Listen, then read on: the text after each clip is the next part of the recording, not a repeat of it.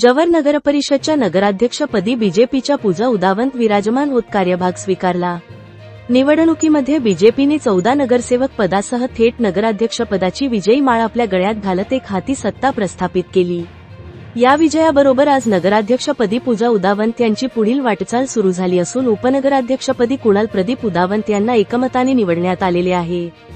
जव्हार शहराच्या विकासाची दोरी आता पती पत्नी यांच्या हातात असून गतिमान सरकारच्या काळात जव्हारच्या शहराचा गतिमान विकास करतील अशी अपेक्षा जनतेला आहे।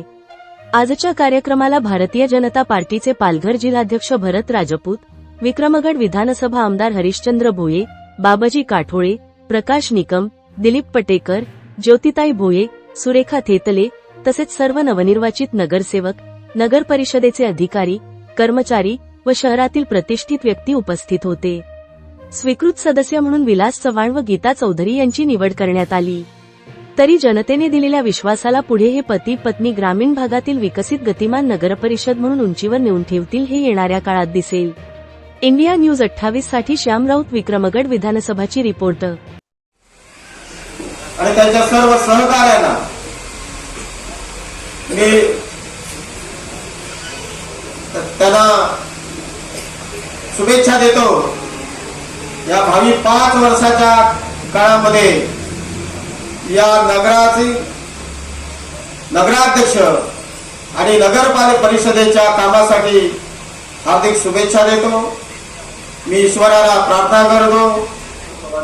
हरिश्चंद्र भोये साहेब आमदार विक्रमगडचे, आमचे ज्येष्ठ नेते बापजी सर असतील आणि नवनिर्वाचित नगराध्यक्ष पूजा कुणाल उदावंतजी, मंचावर उपस्थित माजी जिल्हा परिषद अध्यक्ष प्रकाश निकम साहेब असतील, संतोष चौधरी असतील, सुरेखाताई, ग्रामदैवत आणि पंचक्रोशीतील सर्व देवतांना तसेच छत्रपती शिवाजी महाराज, स्वातंत्र्यवीर विनायक दामोदर सावरकर, जव्हार संस्थानचे भूषण असलेले राजे यशवंतराव मुगणे महाराज यांच्या पवित्र चरणास वंदन करून तसेच देशाचे पंतप्रधान नरेंद्र मोदी साहेब, महाराष्ट्राचे मुख्यमंत्री देवेंद्रजी फडणवीस साहेब, महाराष्ट्राचे प्रदेश अध्यक्ष रवींद्र चव्हाण साहेब यांच्या आशीर्वादाने भाजपाचे दिवंगत नेते चिंतामणजी वंडा साहेब आणि विष्णूजी सौरा साहेब यांचे स्मरण करून आजच्या या पदग्रहण समारंभासाठी मंचावर उपस्थित असलेले जिल्हाध्यक्ष भरतभाई राजपूत साहेब,